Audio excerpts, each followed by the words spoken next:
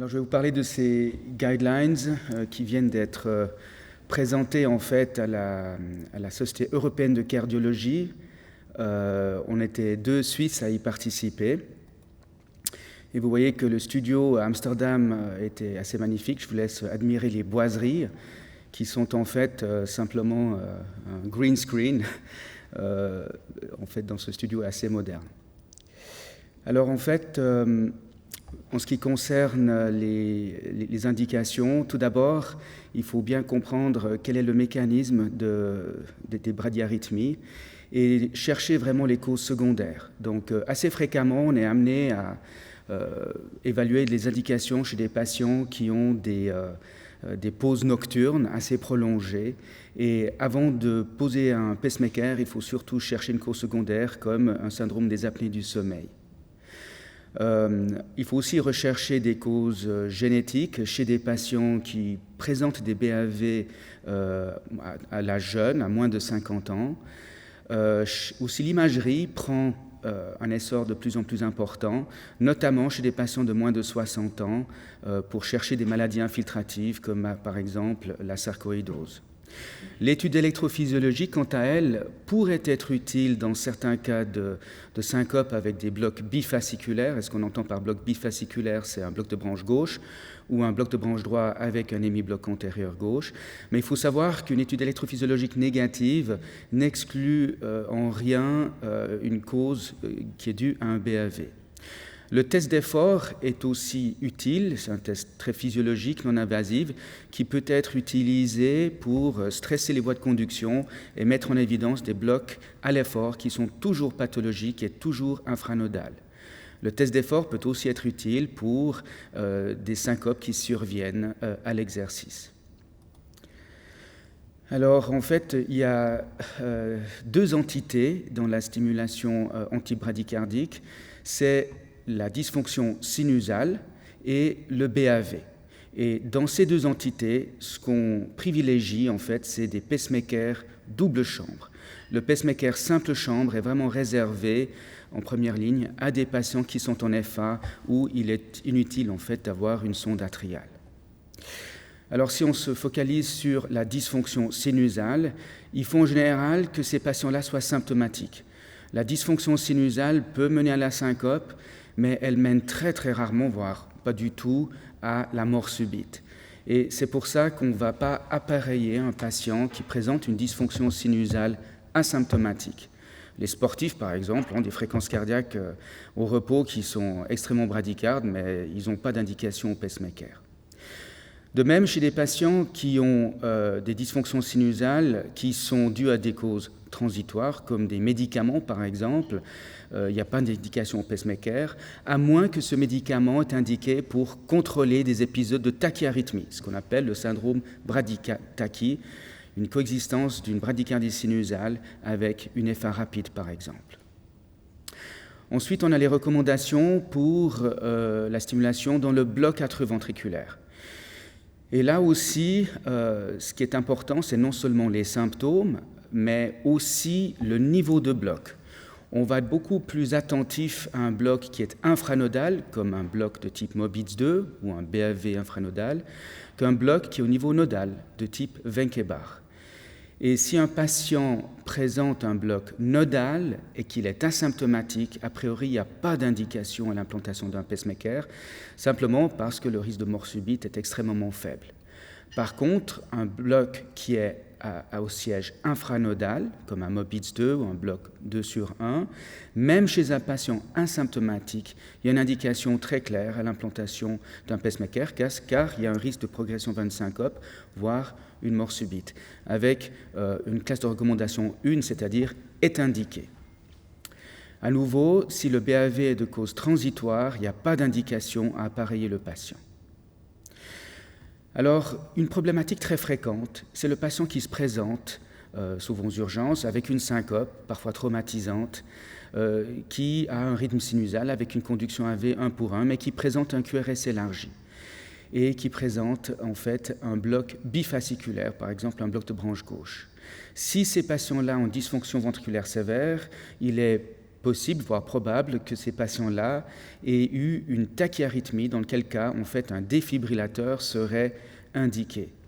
Mais en cas de fonction cardiaque mieux préservée, si les patients sont âgés et fragiles, on suppose que l'étiologie de cette syncope, de cette chute, soit un BAV complet paroxystique qu'on n'a pas mis en évidence. Et à ce moment-là, il est indiqué de les appareiller d'emblée sans attendre, sans effectuer des examens supplémentaires plus poussés. Chez les patients qui sont plus jeunes, à ce moment-là, il faudrait pousser plus loin les investigations avec une étude électrophysiologique, massage carotidien, et puis éventuellement l'implantation d'un enregistrement d'événements implantables. Et en cas de mise en évidence de BAV, à ce moment-là, on les appareille. En ce qui concerne les syncopes réflexes, comme l'hypersensibilité carotido-vertébrale ou les syncopes vasovagales, si ces syncopes sont fréquentes, récurrentes chez les patients âgés de plus de 40 ans, et si on met en évidence des pauses qui sont au moyen d'un massage du sinus carotidien, d'un TIL test ou d'un enregistrement d'événements implantables, à ce moment-là, il y a une indication à implanter un pacemaker. Mais en absence de mise en évidence de cette cardioplégie, il n'y a pas d'indication à appareiller ces patients. En ce qui concerne la stimulation pour le traitement de l'insuffisance cardiaque, vous voyez ici un résumé qui n'est pas dans les guidelines, mais qui résume les différentes classes.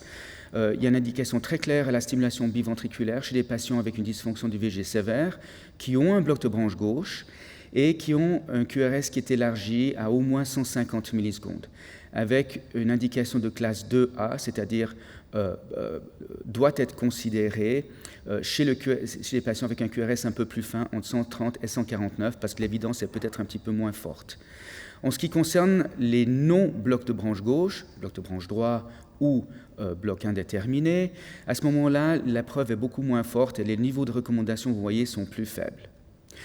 De même, pour les patients en FA, on dispose de moins d'études et les indications sont plus faibles, à moins que le patient ait besoin d'une ablation d'une EAV et qu'il a une dysfonction ventriculaire gauche avec une fraction d'éjection de moins de 40%.